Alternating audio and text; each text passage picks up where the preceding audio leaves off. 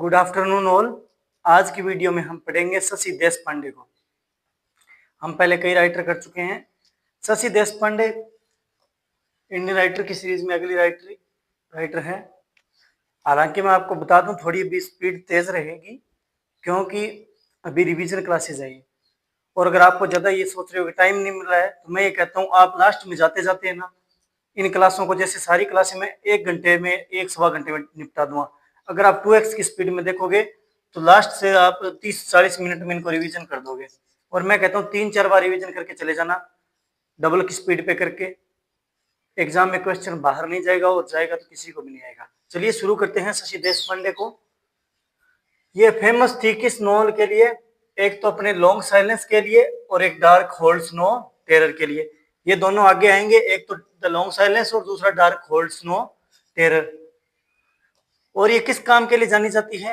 ये women protagonist के लिए जानी जाती है। वुमेन प्रोटैगनिस्ट जैसे कि हम सीरियल में देखते हैं, वो जैसे कोकिला वाला नहीं आता क्या, छोटी बहू टाइप, तो उसमें वो कोकिला प्रोटैगनिस्ट मतलब जो मेन हीरो होता है।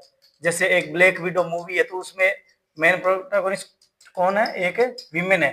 तो ये किस लिए जानी जाती है? जिस इनके नॉवल में हीरो कौन होती है? वीमेन, यानी औरत हीरो होती है। साहित्य अकेडमी अवार्ड मिला था इनको कब? 1919 में। किसके लिए? द लॉन्ग साइलेंस के लिए। कैसे याद करेंगे? लंबी शांति कब होती है? लॉन्ग मतलब लंबी, साइलेंस मतलब शांति। तो मौत से लंबी शांति तो कोई हो ही नहीं सकती। और लगभग ये मानते हैं कि अगर 90 साल में अगर कोई बूढ़ी दादी मर जाए तो उस टाइम क्या हो जाती है? लंबी शांति। और शांति, अब जैसे भूतों वाला नाटक देते थे तो शशि, ठीक है, तो शांति होने के बाद किसको बुलाते हैं? अपने देश में किसको बुलाते हैं? पांडे, मतलब पंडित को बुलाते हैं। लंबी शांति होने के बाद, मतलब मान लो कोई दादी चाची कोई 90 साल की उम्र के बाद एक्सपायर हो गए, तो हम किसको बुलाते हैं फिर? एक पांडे, मतलब पंडित को। 2009 में इन्हें क्या मिला था? पद्म श्री। ऐसे याद रखिए, श्री देश पांडे, श्री शशि देश पांडे। क्यों? क्योंकि पद्म श्री 1-2 को ही मिला है, ठीक है। तो श्री शशि देश पांडे, श्री किसको मिला? पद्म श्री शशि देश पांडे को। 90 में कितने साल जोड़ेंगे? 19 साल। तो क्या हो जाएगा? पद्म श्री। 18 साल 19 साल की लड़की के आगे लगाते हैं श्री, उसके बाद श्रीमती वगैरह वो लगाते हैं, ठीक है। अब इनके जो वर्क्स हैं, इनको याद करना चैलेंजिंग होता है सबसे ज्यादा। इनको याद कैसे करेंगे? वही तरीका है, सारों को एक स्टोरी में पिरोते हैं। स्टोरी का वास्तविकता से कोई लेना देना नहीं है। शशि को कैसे याद करेंगे? शशि इस तरीके से नाम है ना, शशि। ऐसे एक भूतों वाला पहले नाटक चलता था, फिर कोई है, इस तरीके से उसमें नाम आता था। तो शशि को भी हम इस तरीके से पढ़ सकते हैं ना। चुप होने के लिए हम क्या कहते हैं? चुप हो जा। इस शह से याद रखेंगे, यानी डर का माहौल हो तब क्या बोलते हैं? तो शह से याद रखेंगे कैसे? No terror. क्या? अब एक कहानी बनाते हैं। ये कवित्री जो है शशि देशपांडे, क्या कहती है कि मन कोई डर को नहीं, नो टेरर, नो टेरर, मुझे कोई डर नहीं है। इफ आई डाई टूडे, यदि मैं आज ही मर जाऊं तो भी मुझे कोई डर नहीं है। Come up and B dead, come up मतलब आ जाओ, एंड बी डेड, हम सभी मरे जैसे हो जाते हैं, या मरे जैसे ही है। रूट्स एंड शेडोज, और मरने के बाद क्या? हमारी जड़ें तो जैसे खत्म हो जाती है, और मरने के बाद क्या बनते हैं? जैसे हमारे रियल में पता नहीं बनते हैं नहीं बनते, लेकिन कहानी में जैसे मरने के बाद क्या बनते हैं? भूत बनते हैं। तो भूत की क्या होती है? भूत को कहते हैं ना कि भूत तो एक छाया है, या राजस्थानी में कहते हैं भूत तो एक छिया है सिर्फ है। तो ये क्या है? सिर्फ भूत। मरने के बाद हम क्या बनेंगे? छाया बन जाएंगे, एक परछाई बन जाएंगे। उसके बाद क्या होगी? एक लंबी शांति, यानी भूत बन जाएंगे। मरने के बाद क्या होती है? लंबी शांति। और इस शांति से लंबी शांति हो गई, तो लंबी शांति होने के बाद क्या मिल गया? साहित्य अकेडमी 1990 में। 1919 में मरे, मरने के बाद 1989 में लिखा। तो मरने के बाद क्या होती है? लंबी शांति। तो उसके लिए इनको क्या मिल गया? साहित्य अकेडमी। इतनी शांति रखी, इतनी शांति रखी कि अवार्ड दे दिया। कौन सा? साहित्य अकेडमी। अब ये बोलती है ए मैटर ऑफ टाइम। अब इतनी कहानी कंप्लीट हो गई। इसके बाद ये अभी जिंदा है, कहानी सुना रही तब तो ये जिंदा है। ये बोलती है ए मैटर ऑफ टाइम की थोड़े समय की बात है। उसके बाद शेडो प्ले, उसके बाद तो हमारी शेडो, हमारी छाया, हमारी परछाई, हमारी आत्मा ही खेलेगी। क्या? A matter of time, matter of time का मतलब थोड़े समय की बात, ठीक है, थोड़े समय की बात है, उसके बाद हमारी छाया ही इस धरती पे फैलेगी। और ये किस किस धर्म में मानते हैं? हिंदू धर्म में मानते हैं कि परछाई होती है और मरने के बाद आत्मा बनती है। तो क्या अवार्ड मिला था इसको? शेडो, हमारी शेडो आत्मा, कहते हैं ना आत्मा खेलेगी। आत्मा कैसे खेलती है? किसी की जैसे मरने के बाद दूसरे शरीर में प्रवेश कर जाती है। तो ये किसके लिए शॉर्ट लिस्ट हो गई थी? हिंदू लिटरेरी प्राइज के लिए। याद कैसे रखेंगे कि मरने के बाद आत्मा जो है वो खेलती है ना, एक तरीके से एक शरीर से दूसरे शरीर में चली गई, तो इसलिए इनको क्या दे दिया? हिंदू लिटरेरी प्राइज, ठीक है। लंबी शांति हो गई 90 साल की उम्र में, इसलिए कौन सा दे? Long silence. और इसलिए क्या दे, इसके लिए क्या दे दिया? आत्मा खेलती है। आत्मा किस धर्म में मानती है? हिंदू धर्म में, तो इसलिए इनको क्या दे दिया? Hindu literary prize. इसके बाद क्या कहती है ये? यहाँ तक कहानी आपको सुना दी। इसके बाद देखते हैं, थोड़े समय की बात है, उसके बाद तो मेरी परछाया, मेरी छाई, मेरी छाया, मेरी आत्मा है, यही खेलेगी। The binding wine small remedies moving on. कहिए वाइन, वाइन मतलब शराब। अब ये कहती है कि ये जो शराब जो है ये क्या है? मेरे लिए छोटी सी क्या है? रेमेडी मतलब क्या होता है? उपचार। तो ये मेरे लिए छोटी सी दवाई है, या छोटा सा क्या है? उपचार है। किस चीज के लिए? मूव ऑन करने के लिए। कहते हैं ना कि ब्रेकअप हो गया के लिए थोड़ी दारू पी ले, पैग ले ले, ये एक बार तेरा उपचार हो जाएगा, तेरे दर्द की दवाई है। तो इस तरीके से क्या कहती है कि ए मैटर ऑफ टाइम, थोड़े समय की बात है, उसके बाद मेरी आत्मा या मेरी परछाई खेलेगी। तब तक के लिए मैं क्या पी लेती हूँ? वाइन पी लेती हूँ, जो कि मेरे लिए क्या? छोटी रेमेडी है, छोटा उपचार है। किसके लिए? Moving on. मूविंग ऑन मतलब एक स्थान से दूसरे स्थान पर जाना, या फिर इस तरीके से मूव ऑन मतलब किसी चीज को छोड़ देना, जैसे किसी दुख से अपना रास्ता ही पलट लेना, भी उस दुख के बारे में ध्यान ही नहीं करना। जैसे रिलेशन में भी कहते हैं ना मूव ऑन होना, मतलब उस चीज से ऊपर उठ जाना। In the country of deceit, deceit का मतलब होता है छल। इस छल की दुनिया से मैं क्या कर जाऊंगी? मूव ऑन कर जाऊं। दोबारा सुनिए कहानी क्या कहती है कि मेरे को कोई भय नहीं है, यदि मैं चाहे आज ही मर जाऊं, कम और मेरे साथ आओ, तुम भी जैसे मरे जैसे हो जाओ। और उसके बाद तो क्या है? जड़ें हमारी खत्म हो जाएगी, और क्या खेलेगी हमारी? हमारी क्या होगी फिर? शेडो यानी आत्मा बन जाएगी। और अब ये आत्मा के बाद क्या होगी? मरने के बाद हमारी आत्मा बन जाएगी, और आत्मा के बाद क्या होगी? बहुत लंबी शांति होगी।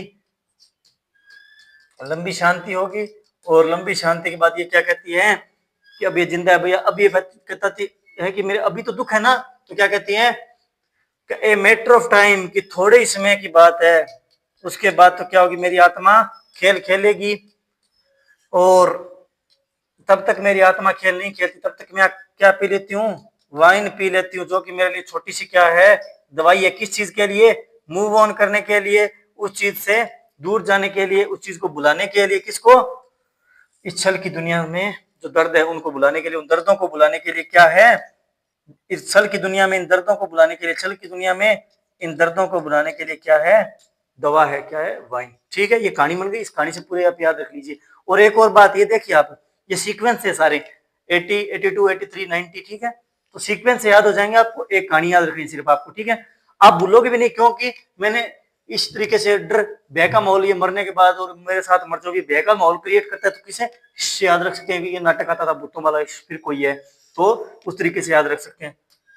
सभी ने देखा ही होगा, ये तो रात में देखते थे। फिर स्ट्रेंजर टू अवर सेल्वेज, इन्होंने क्या है 2015 में लिखी थी, stranger to our salvage.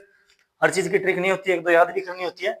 Listen to me autobiography, autobiography नाम किस नाम से लिखी थी? लिसन टू मी।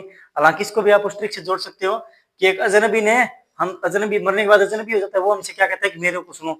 भूत कहता है क्या है? सुनो, ठीक है।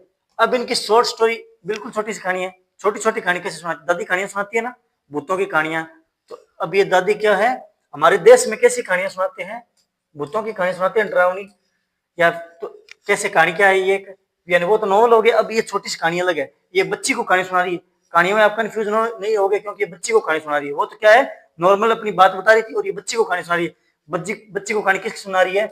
विरासत की। विरासत मतलब जो कि बाप की बेटे को, बेटे की पोते को आती है। तो किसकी विरासत है? एक राजा की विरासत है। राजा की विरासत के बारे में कहानी है। तो दादी क्या कहती है कि एक राजा था, वो अपनी विरासत छोड़ गया और राजा जंगल में चला गया। जंगल में गया तो वहां पे रात को कोयल वगैरह बोल रही थी, उल्लू वगैरह बोल रहे थे, भय का माहौल था। बच्ची को कहानी सुना रही है, और भाई बच्ची जो है वो डर रही है। और उसके बाद अतिक्रमण होता है इंट्रूजन का मतलब, लेकिन हम क्या याद रखेंगे, आक्रमण। उसके बाद राजा पे क्या हो गया, आक्रमण हो गया, राजा मरने ही वाला था, तभी क्या हुआ, एक चमत्कार हुआ, मिरेकल हुआ। इसी तरीके की कहानी सुनाती थी पुराने समय में दादियां नानियां कि चमत्कार हो गया और राजा वापिस वहां से सकुशल वापिस आ गया, जिंदा हो गया, इस तरीके से।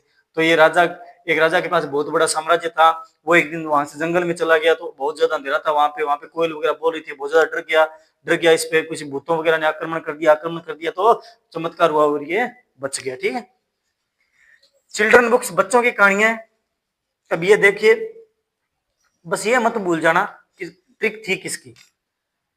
बच्चे समर में क्या बहुत ज्यादा एडवेंचर करते हैं, और इनके लिए छुपा हुआ खजाना, खजाना क्या होती है, गर्मी की छुट्टियां क्या होती है, एक छुपा हुआ खजाना होती है, और द ओनली विटनेस, और उसके जो गर्मी की छुट्टियों के अकेले गवाह, विटनेस मतलब क्या होता है, गवाह, ये बच्चे ही होते हैं। ठीक है, और द नारायणपुर इंसिडेंट, और बच्चे उन घटनाओं को क्या है, नारायणपुर इंसिडेंट, तो ये वैसे तो 1942 में जो अपने क्विट इंडिया मूवमेंट नहीं था क्या, भारत छोड़ो आंदोलन, उसमें की बात है, लेकिन कैसे याद रखेंगे कि बच्चे हैं जो समर, उनके लिए गर्मी की छुट्टियां होती है 1.5 महीने की, वो एक तरीके से एडवेंचर मतलब साहसिक कार्य की तरह होती है, और वो एक छुपे खजाने की तरह होती है। और द ओनली विटनेस, और वो उसके अकेले गवाह होते हैं, और नारायणपुर इंसिडेंट, और उनके लिए वो एक क्या हो जाता है, इंसिडेंट, एक घटना होती है, वो जो हमेशा याद रखते हैं। ठीक है, अब चलते हैं नेक्स्ट लास्ट चीज पे। ऐसे इन्होंने ऐसे लिखा था, ऐसे ऑन लाइफ एंड लिटरेचर 2021 में, ये खुद याद कर लेना थोड़ा। ये एडिट किसने किया था, नैन्सी ई वेट ने। ठीक है, नैन्सी बात ने। ये ऐसे था, ऐसे ऑन लाइफ एंड लिटरेचर, किसने लिखा, शशि देशपांडे ने।